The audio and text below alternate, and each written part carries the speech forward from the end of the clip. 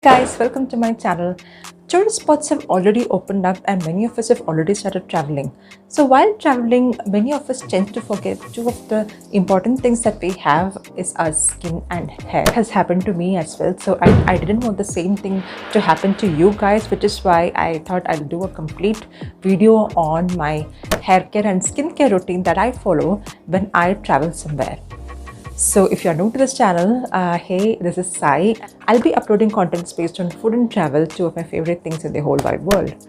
So if you're new to this channel, please don't forget to click on the subscribe button so that you get to know more about me as well as the contents that I give. So I have basically divided the this complete thing into three sections. One being the tropical and the humid side, and the second being the beach and the pool side. And if you continue till the end, I'm gonna give you guys a bonus tip as well. So stay tuned, and the climate is tropical and the weather is humid. So in those places, actually it tends to be very sweaty and very humid, and usually that's the place where your skin and hair really loves, because as you might know already, your skin and hair loves moisturizer. The more moisture it gets, the happier it is, but not too much obviously. So there you might want to make sure that you're carrying some kind of a napkin or a cotton cloth with you, so that you can rub off the excess sweat from your skin and your hair, and that too in a very mild way, not like you're rubbing your skin off like anything. That might even cause more damage instead of doing any good. So you might want to use the towel or the napkin that you're carrying very softly on your skin, so that you are only removing the excess sweat that you have on your skin and hair. And other thing that I'll do is I would be carrying when it comes to the skin, I would be usually carrying a moisturizer, which I'm going to show you guys right now.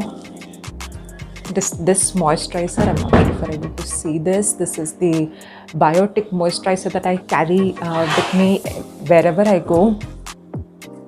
In fact, it is my usual moisturizer, that I use during my normal days. It is the Biotique Bio Coconut whitening and brightening cream. So it's really good for even during the weather is humid and moist, or if it's a dry weather, this is a perfect fit for you. And I mean, you can use any moisturizer you want, but this is what I prefer, especially when I'm traveling. It is paraben and sulphate free. It is completely organic, so this is what I prefer.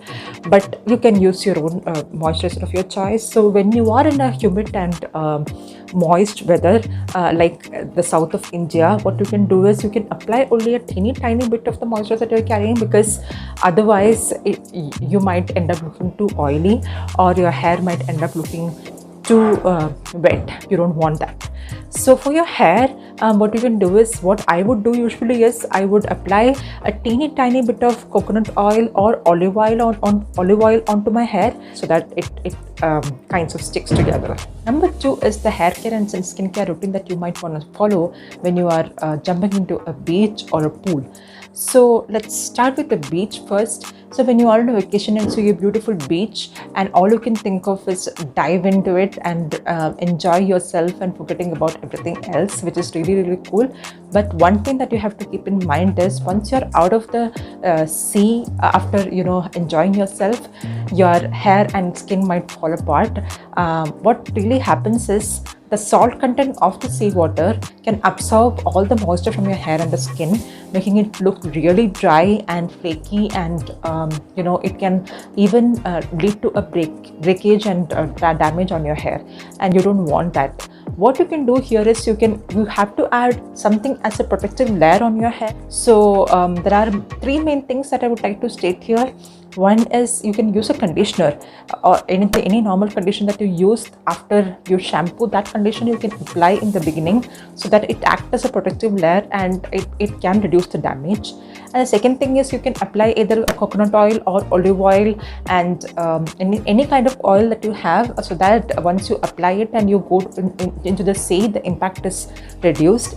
But then after you come out of the sea, you'll have to make sure that you're washing your hair with a good shampoo, so that it doesn't look oily and sticky. points that I have told you guys applies to when you are jumping into a swimming pool as well, because most of the pool water might be chlorinated, and the chlorine can also have the same kind of a damaging effect on your skin and hair like the seawater. So for your skin, I would not do anything. I would not do much. What I would do is I would apply my usual moisturizer or some coconut oil onto my skin before jumping into either the swimming pool or a seawater.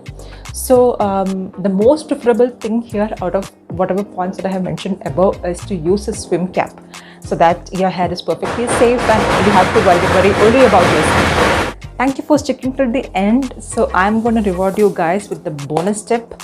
So it's very important that, especially when you are going to an unknown place and you don't know what kind of water is available there, you don't know what kind of a climate is, how your skin and hair is going to react with the weather, I would advise you guys to prep your skin and hair much before, so that you have a kind of a reasonable skin for the next 7 to 8 days. So when I say prep, you can do any kind of routines that you usually follow, or you can go, little bit above your comfort zone and just to get a mask done or a scrubbing done. And when it comes to your hair, apply a lot of oil, do a lot of hair massage, take care of it a little more than you would usually do, so that you're giving enough attention then and there, so that the damage that it can cause can reduce. So these are some of the tips that I wish someone had told me when I was traveling internationally, so that I wouldn't have faced the damage I have faced when I was there. So that's it for today's video, guys.